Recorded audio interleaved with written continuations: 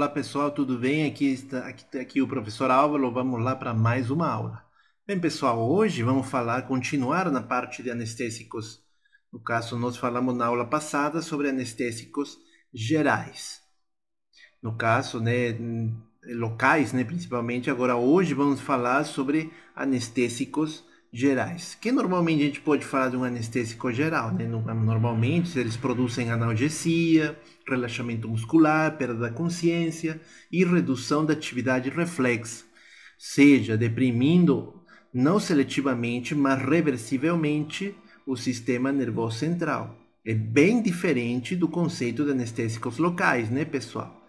Aí a gente tem que focar que esses anestésicos gerais, eles podem ser classificados, seja por inalação, né, no caso, observamos aqui, por inalação, ou os intravenosos. Então, nós estaremos falando um pouquinho deles através da química, no caso, medicinal. No caso, esse primeiro que a gente vai falar dos anestésicos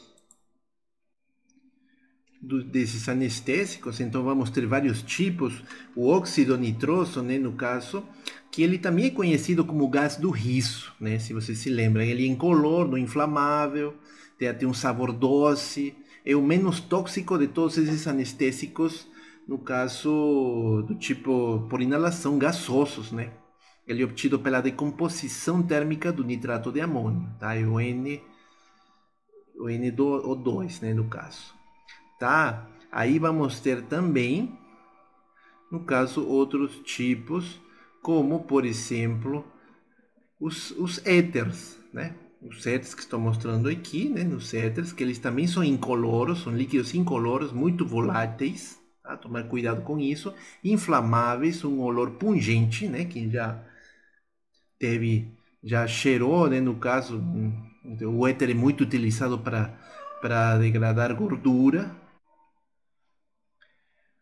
No caso, né, esse éter, principalmente, ele o mais utilizado é a desidratação do etanol, que é como a gente vê. Aí temos também aqui o halotano, né? Ele tem flúor, tem bromo, tem cloro, no caso, ele também é um líquido não inflamável, pessoal, não explosivo e não irritante. Então, ele é muito bom como um anestésico por inalação. No caso, ele apresenta 3 moléculas de flúor, como você está observando aqui, tá? E por que isso é importante? Porque isso vai lhe conferir o quê? Vamos até anotar aqui para vocês não esquecerem. Isso lhe confere estabilidade a essa molécula, tá? Então não esqueça isso, tá? Confere essa estabilidade a esse tipo, no caso de composto, a esse halotano, tá, pessoal? Ele é muito utilizado para pacientes asmáticos, no caso, por causa dos bronquíolos inflamados, né, no caso. Aí vamos ter, obviamente, temos na parte de cima, também que tínhamos esquecido de falar dele, no caso, o enflurano.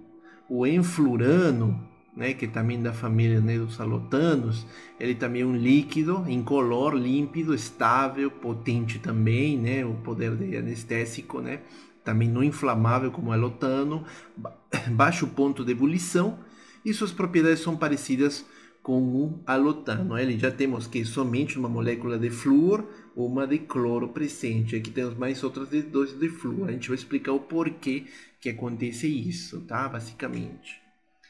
Já se a gente tiver esse outro lado aqui, vamos ter os intravenosos. Temos os intravenosos, no caso, que geralmente eles são sólidos não explosivos.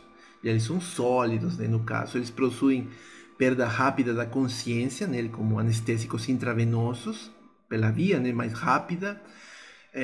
Dentro dos mais utilizados temos os barbitúricos, né, que a gente vai falar até do pentotal, tiopental, né, o tiopental sódico, que são de ação ultra rápida, e também tem a cetamida, tá? Isso é importante nesse tipo de anestésicos intravenosos. Eles são muito utilizados como anestésicos vasais, tá? Ou seja, para alcançar um grau de inconsciência antes da administração do anestésico, no caso, né? Esse tiopental que a gente está mostrando aqui principalmente, tá? Outro também que a gente fala bastante, o midazolam.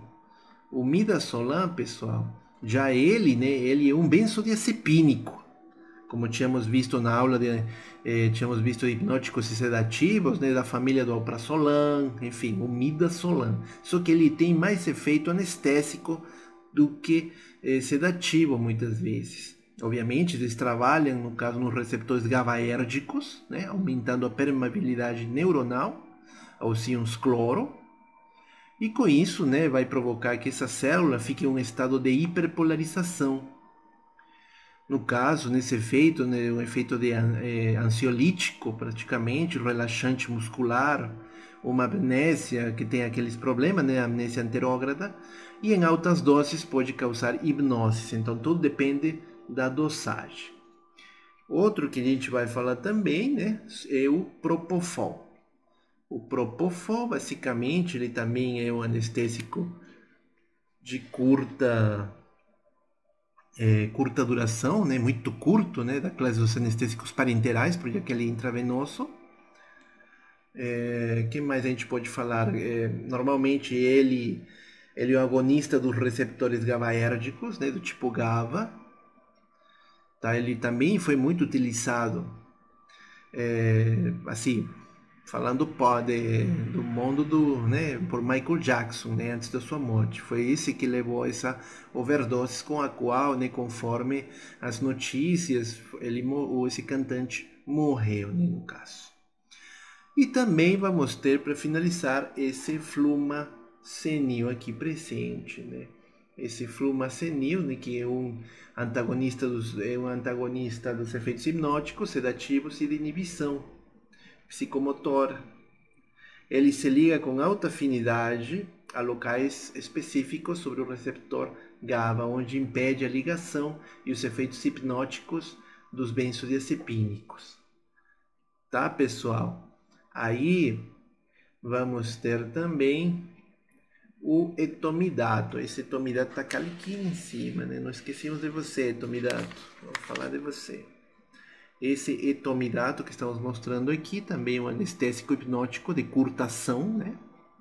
Administrado, obviamente, por via intravenosa, então estamos falando via intravenosa. No caso, ele dá uma estabilidade cardiovascular, porque também ele inibe o eixo hipotalâmico hipoficiário, né, quando administrado em infusão contínua. Ele diminui a pressão intracraniana.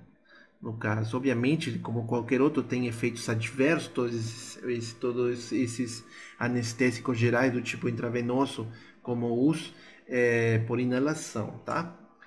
E para finalizar aqui, a cetamida, que tínhamos falado, na verdade, só mencionado ela, né? Não tínhamos falado um pouquinho sobre essa cetamida, né? É uma droga dissociativa utilizada para anestesia mesmo, com efeito hipnótico e características analgésicas, né? Essa cetamida, apesar de uma moleculinha bem discreta, né? Ela tem um poder muito grande. Então, pessoal, de maneira geral, os efeitos adversos vão se dar muitas vezes por quê? Porque se vocês observam a relação estrutura desses anestésicos, tudo vai se dever muito através de sua estrutura, né? No caso, ésteres, né? O éter, né? No caso, provavelmente assim, o R1, o radical desse lado, a gente fala um grupo etílico, na qual muitas vezes ele vai mudar seus, como tínhamos visto, né, no alotano, por exemplo, muda os radicais, muda os hidrogênios principalmente por vários tipos de halogênios, como o fluoro e o cloro. Você viu presente, né, aqui no alotano, bastante flúor, cloro presente nas moléculas, e enfim. Já do outro lado, o R2, né, é um grupo metílico, então vai ter geralmente um carbono presente somente. Aí também eles podem ser substituídos, os hidrogênios somente, por flúor ou cloro, mas pode ser qualquer outro tipo de halogênio, mas normalmente, na maioria dos medicamentos, trabalham com esses dois. Obviamente não é o caso do alotano, que ele tem um bromo, né? O único problema é que não podem no caso, ter todos os hidrogênios substituídos por halogênios. Então, sempre tem que ficar. Você observa aqui, tem um hidrogênio sobrando. E se você for observar com muito cuidado, nas moléculas, eles sempre têm um hidrogênio sobrando. Tá? Senão, isso pode complicar muitas vezes o mecanismo de ação desses anestésicos. Só para fechar essa parte aqui, a gente focar um pouquinho na parte dos efeitos adversos, que nunca é demais escutar isso, né? Principalmente por inalação, que eles vão provocar parada circulatória em doses elevadas, arritmias, depressão ventilatória, parada respiratória e principalmente o dano hepático que eles podem causar. Se a gente for falar já dos anestésicos intravenosos, tem uma depressão também ventilatória acentuada e apneia, né? Falta para respirar, né? No caso, após uma injeção, infusão rápida ou uma overdose desses anestésicos locais. Então, tá bom, pessoal? Acho que ficou claro, né? Geralmente esses últimos que a gente foi falando de anestésicos, eles não tem muita mudança, como a gente viu em outros grupos de medicamentos, no caso. Tem que observar bem a parte relação, estrutura, atividade, tá, galera? Não esquece disso, não. Beleza, pessoal? Então, obrigado pela presença. Esse vídeo vai estar nas minhas redes sociais, tá? Podem assistir, compartilha com quem precisar. Abraço.